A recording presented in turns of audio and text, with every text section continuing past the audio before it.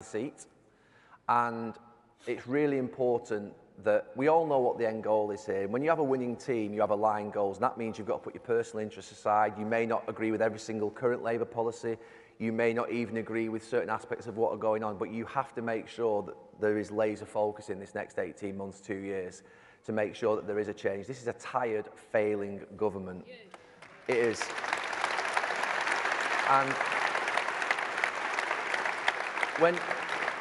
when you have someone, either in a football club, in a business, or in a political party, that are in power for too long, you get this level of division, tiredness. They don't know, they can't see the wood for the trees. And in terms of Liz Truss, I mean, obviously she's only been in a couple of weeks. It's been an outstanding beginning, hasn't it? She's tanked the pound lower than my reputation in Liverpool.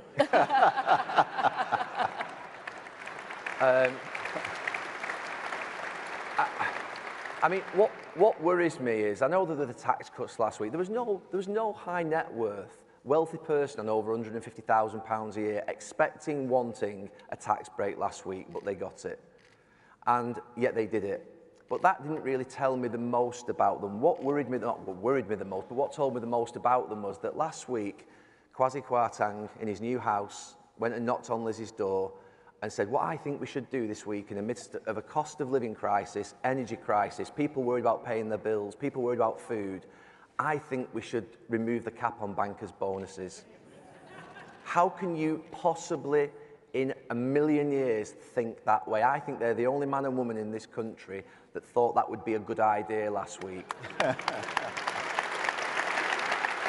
And we're still fresh in the mind from the banking crisis 15 years ago, and yet they still went and did it. And I have to say that there's this suggestion that, you know, Liz Truss is a woman who goes for what she really wants. But she was once a Liberal Democrat, and she was once a Remainer. She's now a Tory, and she's now a Brexiteer. And I got told last week that, we got told last week, I think it was maybe you that exposed it, Keir, that the reason that she didn't give the burden of the energy costs to the energy companies was because she once worked for Shell. I mean, on that particular point, I saw also that they froze the alcohol prices. I mean, do we assume that she once had a part-time gig at Bargain Booze or something? I mean, so from that point of view, I have to say that the time has come for them to leave office. It really has. The general election can't come sooner. And we can sit in here from whatever background you come from. We were brought up by our parents and our grandparents to know what right and wrong was, to know that you look after people, you treat people well, and they don't do that. They don't do that.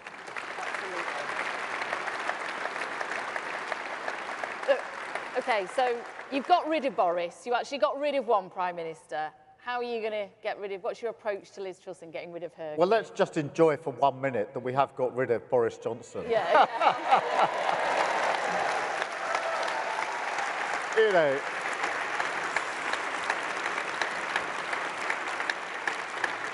we spent many hours talking about Boris Johnson and why he needed to go. And so the moment he went, I mean, he did try and cling on. Do you remember that last day? Resignation's coming and he's putting a new cabinet together. He's not gone even yet. More than, he's still hanging in the wings. But look, to the table. he is gone. And now we have Liz Truss. I mean, he was all about character in the end. It was character that brought him down. She is all about ideology, about this ideology. And it's very simple. It is that the way you grow the economy, the way this country go forward, is about those at the top. That's why she thinks it's to get rid of the cap on bankers. This winter, when they're struggling to pay their bills, what is the one thing that you're going to do to help me pay my bill? Take the cap off bankers' bonuses. I mean, really? And what they did last week is this theory. And this is not just funny for an afternoon like this. This is really dangerous politics. The dangerous politics that really believes that the people who create the wealth in this country are only those at the very, very top. And therefore, if you make the rich richer and the super rich even richer than that, that is the way that you grow the country. It's proved not to work. It's immoral. It leaves out of account that those that actually grow our economy are those that do the hard graft day in, day out, those that go to work, those that drive the buses, those that drive the trucks, people working in factories, in hospitals, in shops, engineers, software engineers, school teachers, those who work in our hospitals. These are the people who actually build our economy, grow our economy, and they deserve to benefit from the growth in our economy. And the stark, the difference now between where they are, the top, only the top, and Labour, from the bottom up and the middle out, is so, so important. Although, as I say that does sound a bit like my Sunday football, I have to say. That sounds good. Now, look, when you were preparing to do that Mirror interview yesterday, you asked me if you could swear, didn't you? Do you want to just explain this and then... Well, yeah, ordinarily I would swear, it wouldn't be a problem for me, but I thought in a political audience, can I do that? And so I actually gave the line to the Mirror political editor. I said, they are taking the piss, this lot, aren't they? And then I thought, do you know... And then I thought, I'm not sure, can I say that? Can I change it to Mickey? Take the Mickey out of you? Not realising that actually Keir had already used taking the piss earlier on. I thought, I can't be diluting my language when Keir's actually gone even further.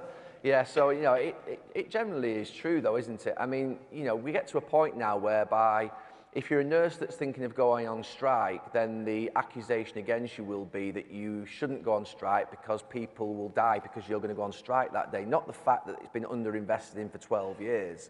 And that the fact that...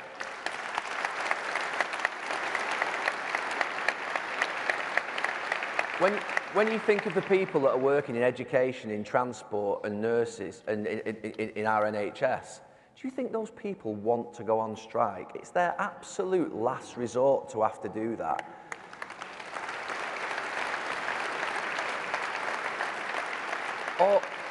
Or do we just accept that people are just going to continue to not look after the people who were clapped for 12 months during a pandemic, and now we're not going to give what would be the sort of, if you like, correct incremental pay rises to? So for me, I think we're in a society now which is quite dangerous because we have large parts of our media that also support the messages against our workers, against people who, to be fair, are trying to prop up our services, against this level of underinvestment that's occurred. We don't even talk about health and education anymore. We don't even talk about health and education anymore because they're off the agenda, because actually there is an element of this government that in some ways these crises that have occurred, pinballing about from crisis to crisis, they quite, not saying that they enjoy them, but it gives them cover against the level of incompetence that's going on in the rest of the country.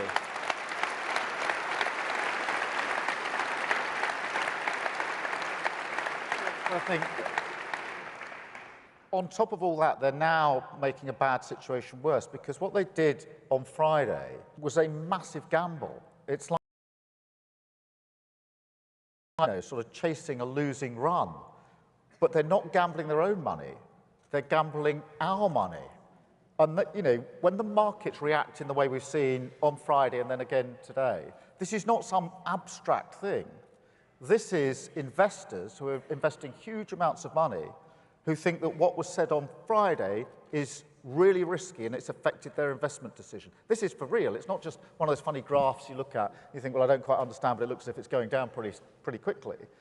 This is investors taking decisions that are going to have an impact. They're going to impact those nurses, those teachers, because this will mean mortgage rates going up, prices going up, making a bad situation even worse than it is. And that's why what was done on Friday was absolutely the wrong thing politically, but it's also the wrong thing economically. And let them never, ever claim again to be the party of sound finances.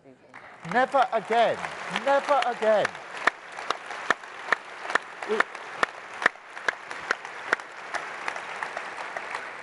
Try getting a funding proposal through Rachel Reeves. Her fiscal rules are absolutely like iron.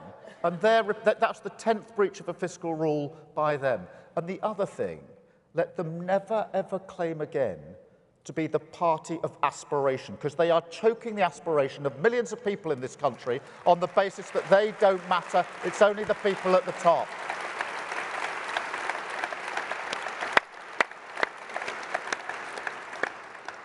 So one thing people would see about you, Gary, is that you're a winner. You've been part of lots of winning teams. How do you think that we can ensure we win that next election and we change this country for the better? What would your advice to us all here today be? I think remain laser focused and aligned behind the single goal, which is to remove this Conservative government and put everything else aside and focus on that alone. That alone. Get behind...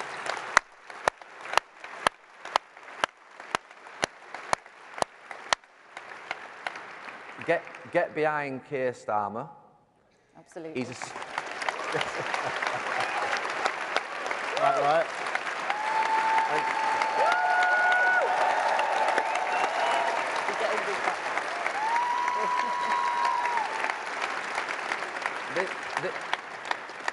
This is a serious politician, someone who's headed up a major department in the CPS, someone who is trustworthy and has integrity, all things that this current government don't have.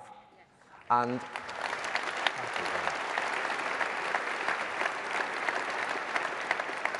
not only this current government damaging us in our country, our relationships with our partners in Europe and around the world are broken and shattered.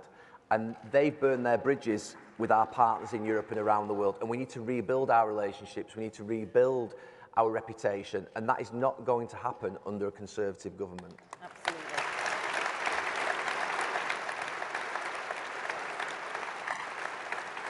And Keir, how confident are you feeling? Apprehensive? Complacent? I know you're not complacent because you lecture us every week at the Shadow Cabinet, but you know, how confident are you feeling about the general election? Well, just picking up on Gary there, because he's talking about the international reputation, this is true in terms of, we used to be a respected voice internationally, and we're not anymore because of what this government has done.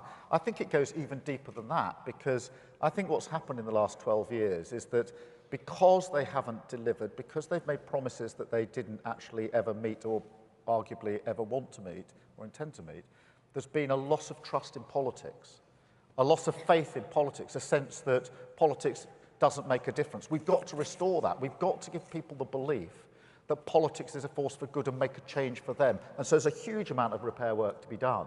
In terms of how we feel at this conference, and Gary, I'm glad you've come to this conference because there is a mood at every conference. You can feel it. And the mood at this conference is one of confidence that we've done hard work in the last 2 years to change our party, to remake our party, to make it face the public, and that we're ready to deliver. And that sense that people are now looking to the Labour Party for the answers to the huge challenges that so many millions of people face. That is what's here at this conference, the sense of coming together, the sense that we are really a government in waiting, and that we now have our chance at this conference to set out our ideas for the country. That confidence is worth its weight in gold. Absolutely. Very good. Okay. So just before we go, now the other thing that I know Keir really likes to talk about, Arsenal and a bit of football. Okay. Yeah. So only a few voices there, I know. Gary, what do you think are the top of the league? Arsenal's chances of winning the Premier League this season, what do you think? Oh, I'm not sure about that. I've been quite supportive so far, but that's where it ends, I think. Yeah. No, I mean, Arsenal are doing very well. I think I like Arteta a lot, actually. I thought at the end of last season when he didn't qualify for the Champions League, I thought that would be a real problem for him, but they've responded well, and they're going to have a pretty good season, I think, but they won't win the league. City will win the league. Your lot will win the league. Sorry. Unfortunately. But what would it mean to you, really, if Arsenal won the Premier League here? Come on. Oh, it'd be absolutely fantastic. And no, we can still say we're top of the league at the moment, so we keep. But we've got, you know, it's a brilliant team. He's got really good new signings, I think. Who's the best? Who's the best new signing? Well, I mean, I'd say Saliba, but he's actually not a new signing, but it's his first season sort of on show for us. But he's been absolutely fantastic. Jesus is brilliant for us, fantastic. So, you know, let's hope it's their season. I remember, you know, the best moment in football ever was here in Liverpool in '89 when Michael Thomas put that second goal in to win the league for Liverpool, for Arsenal. It's absolutely brilliant. Right, we've got a couple of last quick questions. Favourite sporting moment of all time, Gary? Mine or? Yes, yours. I will go with the treble in '99. As you do. Yeah. All the United fans. We might be in Liverpool, but there's plenty of United fans. And Keir, was yours that one That's that you were just brilliant, isn't it? Yeah. What's it? The treble in '99. Yeah. It's phenomenal, Gary. This is why we're so pleased to have you here. It's absolutely incredible. I remember last time we did this in Manchester, and we were just about to go on, and they read out all of your sporting achievements, and it's absolutely incredible. And I think tribute to you for all of that. And I wish we could all sit up and say the treble in '99. Wouldn't it be so brilliant? I know. It's that Michael Thomas goal in the 92nd minute in Anfield here in '89. Absolutely brilliant. Ended an 18-year run for Arsenal. Absolutely brilliant. Excellent. Right, last question, because we've all got to go. You've all got fringes to go to. This is. What are these fringes? Don't go. Yeah. What are these fringes people keep talking about? Gary thought it was fringe as in bad on the I was fringe. like, yeah. are people sneaking away and snidey talking there? Like, So I'm going to tee it up for you here now. Who do you think was England's best ever defender of all time? no. Well, Gary's right up there, but I've got to say Tony Adams. Yeah. And who's your favourite ever politician of all time, Gary? No. Look, I did mention you, Gary. It will be Keir when he wins in a couple of years.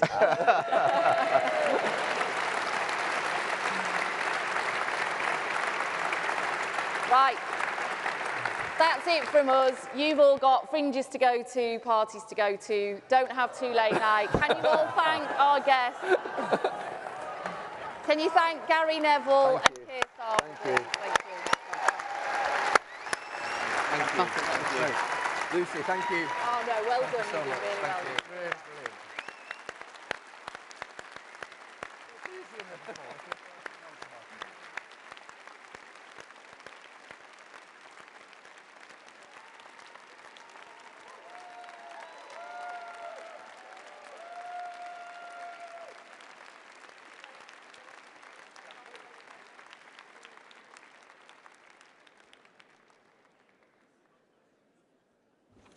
Gosh, conference, what an afternoon, eh?